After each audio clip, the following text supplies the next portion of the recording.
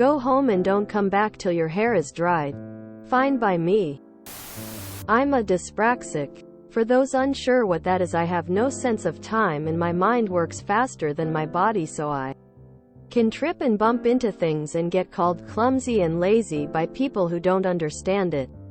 My employer was aware, as I notify everyone and put it on application forms during my time working in the local hospital as an admin assistant in radiology. I did fairly well attending work on time. But to ensure this happened, I sometimes had to miss out steps of my morning routine. Usually things like brushing hair and having to do a messy bun so it looks tidy but can be done in 2 seconds, etc. On this particular day I had a shower, and once I was out of the shower I realized I only had time to dress and get to work, so I must have been on a slow day. I dress as fast as I can and rub my hair as dry as I can and brush it so it's neat but damp and rush to work. Luckily I lived by the back entrance, so only had to walk 15 minutes if that across the site. And I made it on time. Once at work I got logged on and started working when my manager came over and said I should go home and dry my hair. This annoyed me since I was dripping wet. It was a damp but almost dry. So I confirmed they were sending me home to ensure my pay, as if I agreed to leave they didn't have to pay me, but if they told me to leave they had to pay me. They confirmed that I had to leave and they were telling me to because I refused to leave willingly for damp hair. I walked home and realized they have no idea if I have a hairdryer or not, and since I'm being paid for the time it takes me to dry my hair, I'll sit watching TV until it's dry. I must have been sat there 2/3 of an hour and went back in time for my dinner break. Then in the afternoon got back to working. The manager came over to ask what took so long. I responded, my hairdryer broke, and as you didn't want me until my hair was dry, I waited for it to dry naturally. They never complained about it again after that. I ended up working there 4 years in total and was one of the best people they employed. The manager asked if there was anything she could do to keep me, but since I was having trouble with my personal life at the time, there wasn't anything she could do, so she got a collection going for my last day and ended up with that much money. They had a hamper made with personalized gifts and had so much left over I ended up with a £50 Amazon gift card too. I offered to do bank shifts where I could to help out and did that for a year before I had to stop that too, but she even now still says she wished she had more people like me. We're connected on social media on her team, and when jobs came up she offered me them until she retired, and 2 years ago. Dang, I used to go to work with a damp bun all the time. Why didn't anyone send me home? Lol, imagine bursting into a hospital saying, please, I need immediate medical attention, and being gravely told that there was a sudden rain shower this morning, so the staff all had to go home to dry their hair. You are told this by the only person still in the building, a bald janitor. So like, what happens if it rains on your way in? What a ridiculous thing to go on a power trip about, lol. That's fantastic. I have hair down to my knees and I don't own a hairdryer. There would be much regret there. I would go to work with wet hair nearly every shift. They didn't pay me enough to dry my hair before that job. And they knew it, lol. I go to work with damp hair every day? How is this against a dress code? I never use a blow dryer. Curly people understand this. What is wrong with her? Damp hair is not a problem. I'm diagnosed with dyspraxia and it has nothing to do with the concept of time.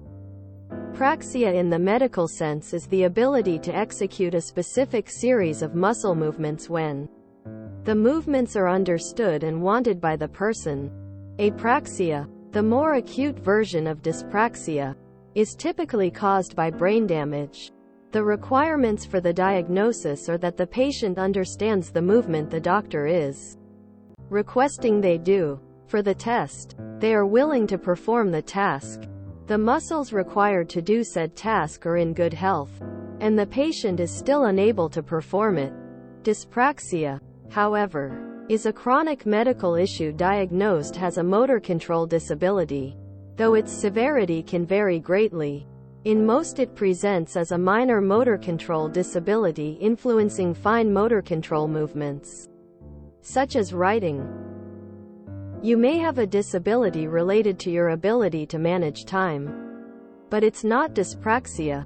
For people with disabilities, it's important that their symptoms can be accommodated properly. The spreading of incorrect information is a detriment to everyone with said disability. I'm not alleging malicious intent here. It is perfectly possible to have a disability yourself and not have a proper understanding of it. Improper explanations by medical professionals or parents or guardians can lead to this, or simply a societal misunderstanding of the disability. This sounds like a situation I had also working in a medical setting. I ended up getting super chummy with HR because I was tired of the harassment. I have naturally wavyish hair. Sometimes dry it straight. I was a student at a radiology department in a hospital along with 2 others. Years ago, I was constantly harassed about my hair or my scrubs.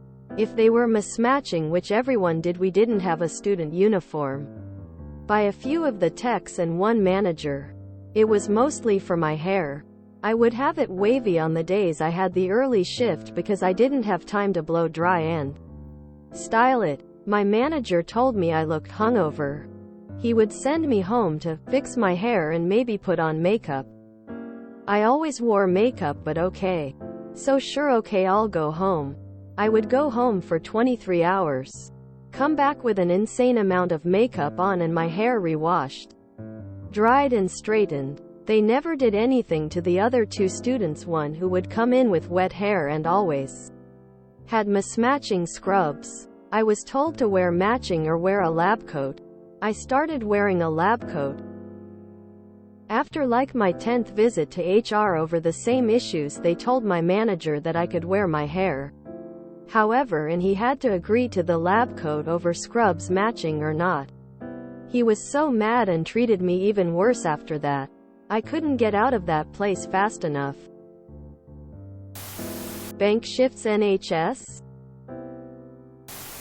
Holy run-on sentences, Batman. I, 32F, recently found out I am mildly dyspraxic. Well, 2 years ago, I go to visit my mom. We go for lunch. I tell her about a clumsy mishap. I was like, what is wrong me, but laughed.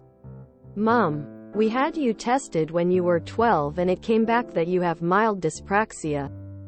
Me, exasperated, why didn't you King tell me? It makes so much sense. Mom, I didn't want it to define you. Fair enough, but I'm quite self-critical. Now I know. I'm a lot kinder to myself. I am good now, but I was so mad at the time because I'd get teased over stuff that happened, which I now know was because I'm mildly dyspraxic. I still struggle with doors, damn it, tears of joy, tears of joy. I can't believe they didn't get you a hairdryer as a leaving present. Fellow dyspraxic here, that sense of time thing in morning routines is so difficult. I have naturally curly hair that turns into a Brillo pad if I dry it. I always go to work with damp hair. I never imagined someone would send me home for it. Your employer is ridiculous. Wow, I never dry my hair and have ever had anyone tell me to go home and dry it. Reaches up and touches wet hair in hair clip.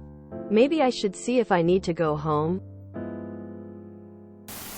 Man, I would have been sent home every single day because I never do anything more than towel dry my hair before tying it up. Blow drying makes me look like I got electrocuted, tears of joy. Dyspraxics unite. Accidental high five to the face. Rightwards pushing hand light skin tone face with head bandage. If you enjoyed this video, please check out our playlists full of similar content. Epicaricast is like doom scrolling for your ears. Please like, share, and subscribe.